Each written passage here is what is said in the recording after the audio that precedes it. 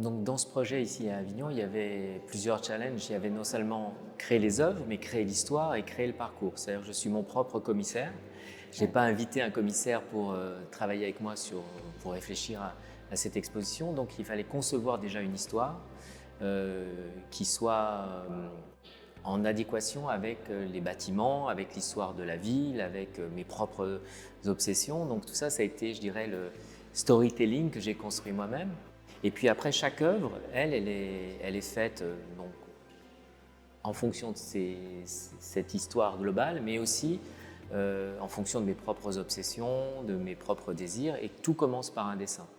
Et donc ce processus-là, on va le voir au Muséum Requien, qui est donc peut-être le plus petit musée de tout ce parcours, mais qui est une sorte de cabinet de curiosité dans lequel vous aurez un peu mon processus créatif qui va être dévoilé avec les premiers dessins, où on va voir des dessins de fleurs, par exemple, qui deviennent abstraits pour devenir des sculptures qu'on aura vues avant au musée Calvet, ou des peintures qu'on aura vues au Palais des Papes. Donc il y a aussi les lieux donnent des clés à la lecture de l'exposition globale et montrent aussi ma façon de travailler. Donc au départ, moi je travaille vraiment sur des croquis, et puis après, une fois que j'ai fait ces croquis, je travaille avec des ingénieurs, avec mon équipe. On est 20 personnes au studio, donc c'est un gros studio quand même.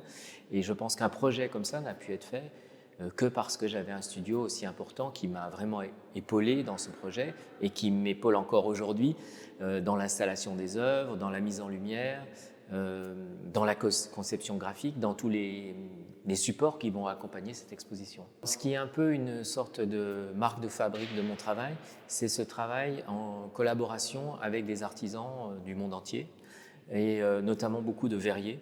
Donc ici dans l'exposition, on va voir un peu tout un panel d'œuvres en verre que j'ai pu faire aussi bien à Venise, à Murano, qu'en Inde, comme les briques. Par exemple, les briques sont faites en Inde, elles viennent d'Inde, ou en Suisse, où je travaille avec un verrier depuis 25 ans et avec qui ont fait des choses très précises. Et là, l'exposition donc au Petit Palais Louvre en Avignon, je dirais que je suis allé encore plus loin dans cette exploration de la technique où on a vraiment des choses très diaphanes, très précieuses, qui reprennent l'idée des auréoles des saints, un peu comme des choses qui flottent comme ça sur les murs et au niveau technique très très délicate avec mélange de feuilles d'or dans le verre. Donc là, je dirais que j'ai poussé le raffinement de l'utilisation de cette matière au summum dans cette exposition. Mais dans les autres expositions, vous verrez notamment la présence de la couleur, ce côté très charnel du verre de Murano, qu'on verra dans le chœur notamment. Donc il y a plein d'hommages aux artisans avec qui je travaille. On peut imaginer que sur une exposition comme ça, on a environ entre 600 et 700 personnes qui ont travaillé. C'est vraiment des gens que j'ai choisis, je dirais, parce que ce sont des virtuoses, et moi je suis un peu comme un chef d'orchestre qui dirige tous ces interprètes de mon travail, et tout ça est important pour moi pour que je me retrouve aussi dans le geste de l'autre. C'est-à-dire qu'en même temps, je ne suis pas souffleur parce qu'il faut une vie pour être souffleur, il faut être une vie pour être fondeur, il faut être une vie pour être doreur, et je n'ai qu'une seule vie.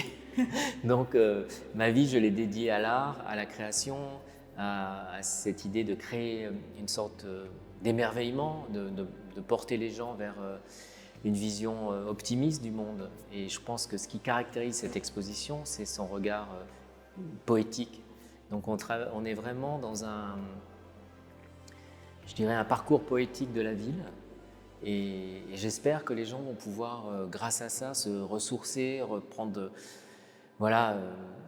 de la joie et pouvoir affronter le monde qui est malheureusement en ce moment un peu triste, et d'arriver à se recharger les batteries grâce à cette exposition.